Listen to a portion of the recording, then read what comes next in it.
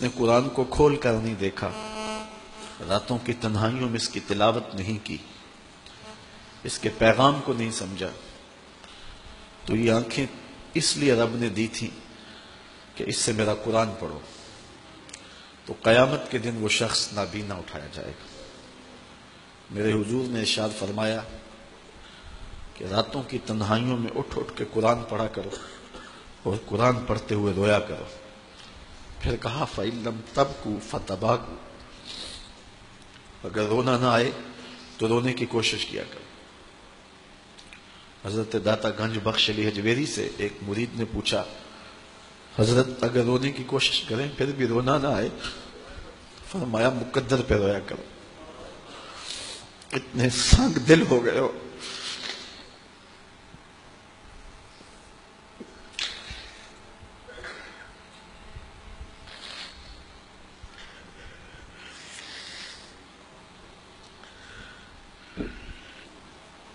امام ابو نعیم نے حلیہ میں لکھا، لا خیر فی عین لا تبکی من خشیت اللہ، اس آنکھ میں کوئی بھلائی نہیں ہے جو رب کے خوف میں روتی نہیں ہے۔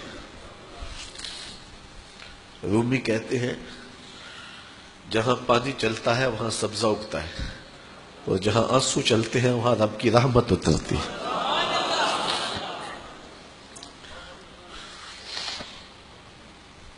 تو کہا راتوں کی تنہائیوں میں اٹھ اٹھ کے قرآن پڑھا کرو، قرآن خود نور دیتا ہے، اس کی تلاوت کیا کرو۔ ایک حدیث ہے، جب میں نے پہلی بار پڑھی تھی تو میرے اوپر ایک کپ کپی طاری ہو گئی، اور وہ لمحے دوبارہ تو نہیں اس انداز سے مل سکے، لیکن جب بھی میں پڑھتا ہوں ایک حظ ملتا ہے۔ فرمایا قرآن یہ اللہ کی وہ لٹکتی ہوئی رسی ہے جس کا ایک سرا تمہارے ہاتھ میں ہے اور دوسرا سرا تمہارے رب کے ہاتھ میں۔ کرنٹ لگتا ہے کہ یہ وہ قرآن ہے جس کا ایک سرا رب کے ہاتھ میں ہے تو دوسرا سرا تمہارے ہاتھ میں ہے۔ تو کہا قرآن ڈائریکٹ فیض دے گا، قرآن ڈائریکٹ نور دے گا۔ علامہ اقبال نے اپنے ایک ملنے والے کو خط لکھا، کہا ترجمہ نہیں بھی آتا تو پھر بھی تلاوت کرو، خالی تلاوت کرنے والے کے قلب کا تعلق حضور کے دل سے جڑ جاتا ہے۔ سیارہ ڈائجسٹ کا ایک قرآن نمبر چھپا تھا، اس میں ایک شخص کی کہانی لکھی تھی کہ قبر کھودتے اس کی قبر کھل گئی، لوگوں نے دیکھا کہ قبر میں روشنی ہے اور کفن بھی میلا نہیں ہوا، اور وہاں گلاب اگے ہوئے ہیں جس کی خوشبو سے ماحول میں عطر پھیلا ہے۔ تو لوگ اس نشان پہ صاحب قبر کا گھر تلاش کرتے رہے، اس کی بیوہ سے ملاقات ہو گئی، اگرچہ وہ بہت زیادہ بوڑھی ہو چکی تھی۔ پوچھا تیرے شوہر کا کیا عمل ہے کہ ہم نے اس کی قبر میں روشنی بھی دیکھی ہے اور خوشبوئیں بھی دیکھی؟